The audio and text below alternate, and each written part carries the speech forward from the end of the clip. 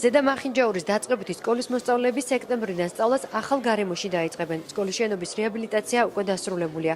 გარემონტდა საკლასო ოთახები, მოეწყო სპორტ დარბაზი და დამონტაჟდა გათბობის სისტემა. სკოლის კონტინგენტის შევსებას ნელ-ნელა ვარაუდობენ. ავარიული შენობის გამო სასწავლო პროცესი სკოლაში დროებით შეწყვეტილი იყო. მოსწავლეები კი მახინჯაურის სხვა სკოლებში გადაანაწილეს. ზედა მახინჯაურის დაწყებით სკოლაში სასწავლო პროცესი 15 სექტემბერს დაიწყება.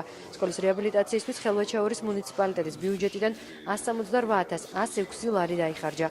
რეაბილიტირებული შენობა დღეს განათლების მინისტრმა ხელვაჩაურის გამგებელმა და საკრებულოს თავმჯდომარემ დაათვალიერეს.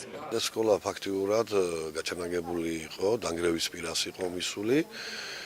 მოგეხსენებათ, მიმდინარე წლის ბიუჯეტში ჩაისვა სკოლის რეაბილიტაცია და განხორციელდა რეაბილიტაცია, ხედავთ თანამედროვე ტიპის სკოლა აშენდა თავისი ინფრასტრუქტურით, თავისი ასე ვთქვათ ცენტრალური გათბობით, ინტერნეტით და ასე შემდეგ. დაწყებით სკოლაში ვართ 4 პედაგოგი, 2 ძირითადი, 2 კლას კომპლექტი გვყავს, პირველი, მეორე, მესამე, მეოთხე ერთად. 2 კომპლექტი, ძალიან მოხარული ვართ, რომ ჩვენ სკოლას გავუკეთდა ასეთი კარგი შეკეთება,